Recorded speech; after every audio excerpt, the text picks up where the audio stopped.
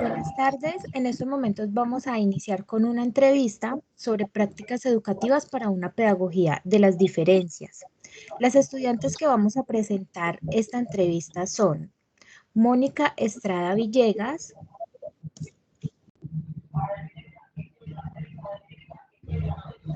y Stephanie Jacir Alcántara.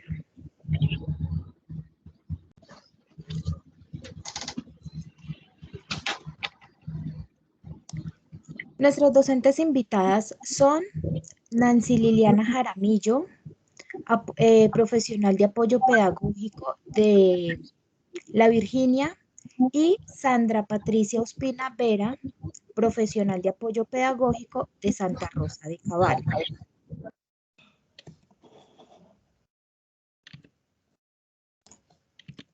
Vamos a iniciar con las preguntas.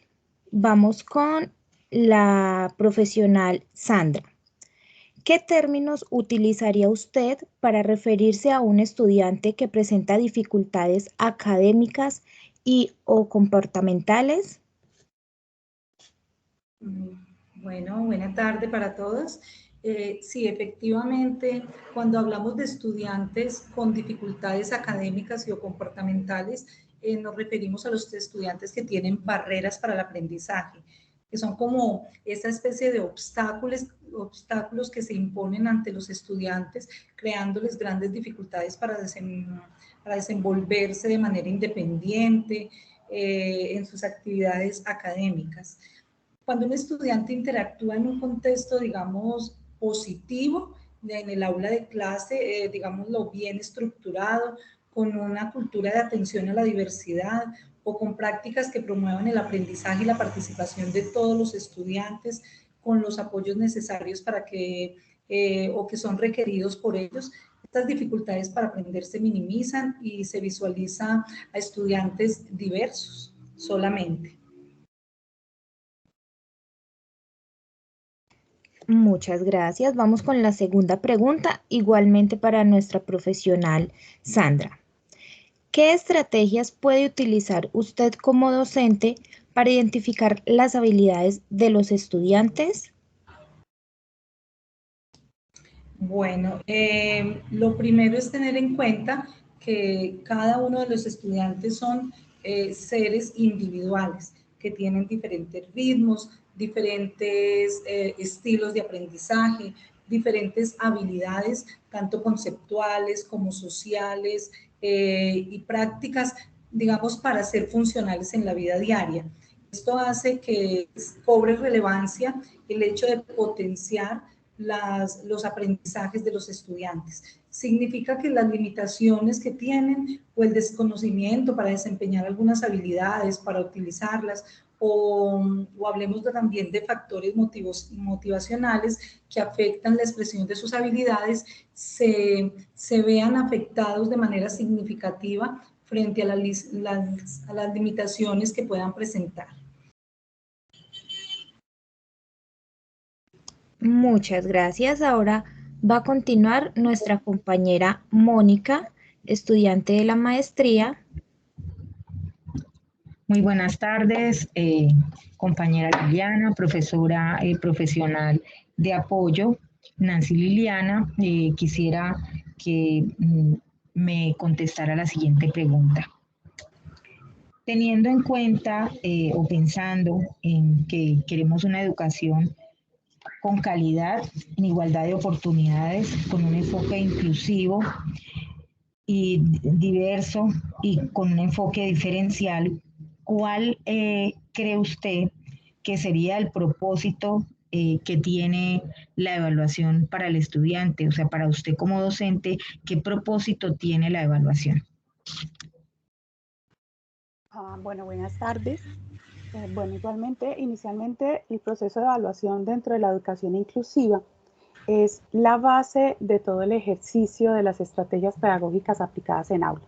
Entonces, la evaluación debe estar enmarcada dentro de las potencialidades y fortalezas que tienen nuestros estudiantes Inicialmente se basa dentro de una evaluación diagnóstica, y esa evaluación diagnóstica nos permite identificar todos esos signos que nos permiten dar la dirección de las estrategias aplicadas en aula.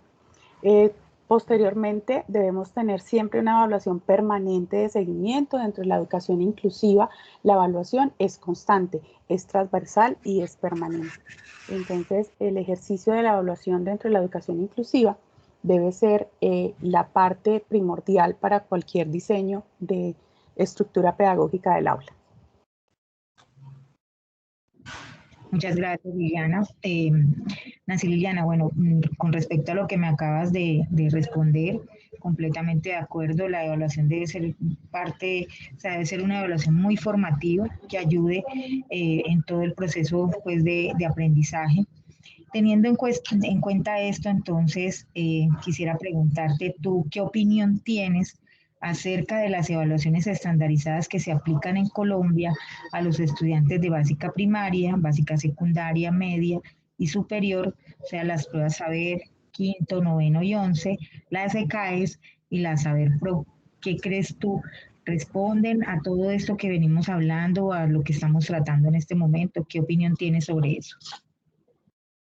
Bueno, las pruebas estandarizadas ha sido un trabajo bien arduo el poder lograr que en este momento apenas esté iniciando con algunas pruebas diferenciales. Todavía no están las pruebas diferenciales para todo el tipo de discapacidad que manejamos. En este momento, las únicas pruebas que tienen ese componente diferencial son las para estudiantes sordos. Básicamente estudiantes que tienen una discapacidad sensorial, sea auditiva o sea visual. Las demás discapacidades seguimos teniendo muchas dificultades porque las pruebas siguen siendo, como dices tú y como la palabra lo dice, estandarizadas. Los mide a todos exactamente con la misma medida. Esa es la razón de que esas pruebas estandarizadas siempre sean de bajo puntaje para las instituciones educativas. Entonces, respondiendo a tu pregunta, no están cumpliendo en este momento con los requerimientos que tenemos dentro de los procesos de educación inclusiva. Muchas gracias, Nancy. Completamente de acuerdo, aunque pues existen en este momento en las pruebas ICFES algunas situaciones, pero muy mínimas, están apenas avanzando en cuanto a algunas adecuaciones frente a la evaluación de niños con discapacidad cognitiva. Pero pues referente a esto, lo más importante es que son pruebas que vienen de otras partes y pues que de pronto lo mismo que tú dices, estandarizar a un grupo sin tener en cuenta sus individualidades es bastante complejo porque es algo que mide con la misma medida a todos. Bueno, de todos modos, entendemos que vamos en un camino, vamos avanzando. Bueno, finalmente quiero hacer esta pregunta para ambas. Quisiera que Sandra me respondiera primero de pronto esta última pregunta. ¿Cuál sería o cuáles serían esas acciones que el maestro debe hacer para contribuir realmente desde su aula, para contribuir a que se mejore la calidad de la educación, pero frente a ese enfoque realmente inclusivo con ese carácter diferencial que necesitamos para que todos nuestros niños tengan esa equidad que siempre hemos querido que tengan? ¿Cuál cree usted, Sandrita, que sería como ese aporte que el maestro debe hacer?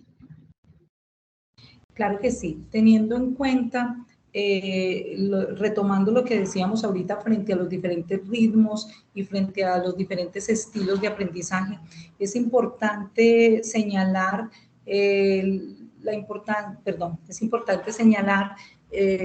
digamos, que un docente cuando quiere llegar a potenciar esas habilidades de estos estudiantes, no importa si tienen, de sus estudiantes no importa si tienen o no tienen discapacidad, que empiece a pensar en sus clases bajo, digamos, los parámetros del diseño universal de aprendizaje. Cuando aplicamos clases DUA, seguramente mayor probabilidad vamos a tener de entender que todos los estudiantes adquieran las competencias requeridas para su edad cronológica y el grado escolar en el que están cursando, con una cantidad de, digamos, de metodologías o de prácticas educativas, repito, basadas en el dúo, explicando las cosas con claridad, permitiendo el intercambio de ideas entre no solamente de retroalimentación, maestro-estudiante y estudiantes entre sí, haciendo la devolución adecuada de esos aprendizajes. Muchas veces los docentes se limitan a dejar tareas para la casa y ellos las corrigen y luego hay una calificación numérica por ese trabajo realizado, pero los estudiantes no se enteran realmente de cuáles son sus avances, de cuáles fueron sus debilidades, para poder de allí partir y mejorar cada día sus procesos de aprendizaje. Entonces, es realizar unas evaluaciones sobre el proceso de formación, pruebas para evaluar realmente lo que aprende el niño, su interpretación, su análisis en el proceso de formación que lleva, fomentando siempre la autosuficiencia de los estudiantes, brindándoles oportunidades para que aprendan a organizarse, creando planes de acción y evaluando ellos mismos su propio trabajo. Me parece que esa parte también es fundamental. Entonces, partiendo de allí, digamos que podemos hablar de en clase, aprender a hacer pausas durante las clases para poder darle respiros a los estudiantes, eliminar nosotros mismos las fuentes de distracción, permitiendo que ellos que se interrumpan en la menor cantidad posible de tiempo y que tengan concentración hasta el final del proceso que estoy llevando en ese momento, utilizando diferentes apoyos, desde lo más sencillo, utilizando apoyos visuales, apoyos auditivos, apoyos kinestésicos, material para trabajar, incentivando la participación de los estudiantes, que digamos que esa participación ayuda en gran medida a la formación, a que estén atentos, a que escuchen a sus compañeros, a que aprendan a esperar también sus espacios para dar opiniones. Es decir, bajo estas dinámicas se generan muchos aprendizajes. Se debe saber que los estudiantes realmente se interesan en las clases cuando son bajo estas metodologías, entregándole también contenidos interesantes y de una forma muy interactiva. A mí me parece que estas serían unas estrategias muy pertinentes en la formación de los estudiantes con o sin discapacidad.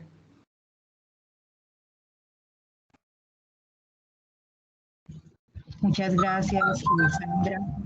Me gustaría entonces ahora que nuestra otra compañera Nancy me pueda como indicar que para ella cuáles serían esas acciones que el maestro debe hacer en el aula para contribuir a esta educación inclusiva con un carácter diferencial. Bueno, yo pienso que complementando un poquito lo que decía Sandra, hay dos características importantísimas que debemos trabajar desde el docente, y es el proceso de la empatía y el conocimiento de nuestros estudiantes. Lo más importante que debe tener un docente antes de iniciar el trabajo con los estudiantes de educación inclusiva es conocer a ese estudiante. Es ahí donde nos vemos como en la necesidad de que los docentes conozcan y evidencien las potencialidades y fortalezas que tienen nuestros estudiantes dentro de las aulas. Yo siempre que trabajo con los docentes, siempre trato de quitarles a los niños esa palabra y ese proceso de caracterización de una discapacidad, porque es que los estudiantes, cuando hablamos de educación inclusiva, no son una discapacidad, no son estudiantes intelectuales, no son estudiantes sensoriales, no son estudiantes cognitivos como lo manejan en otras partes.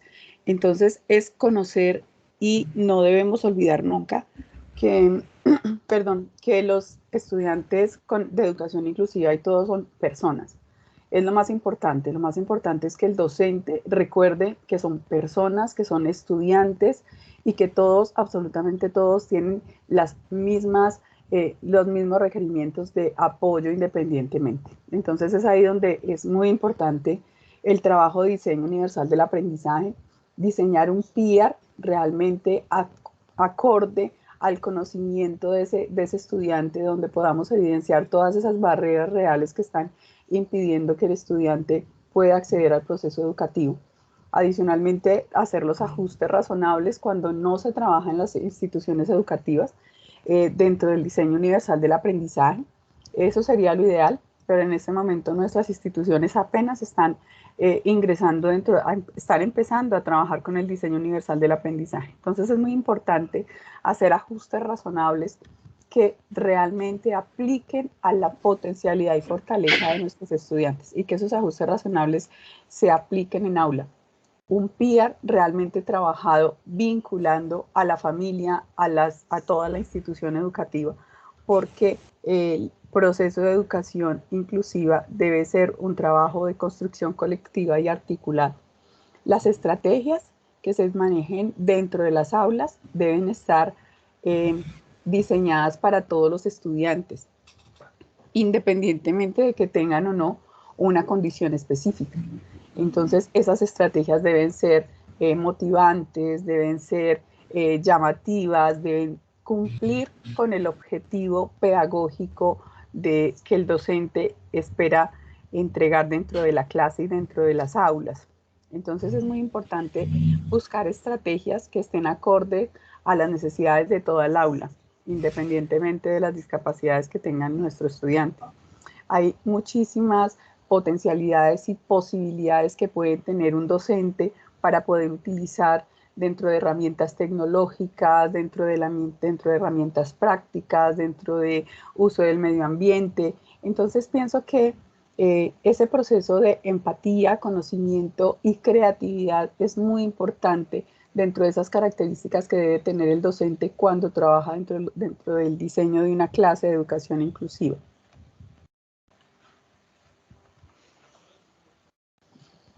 Nancy, muchas gracias.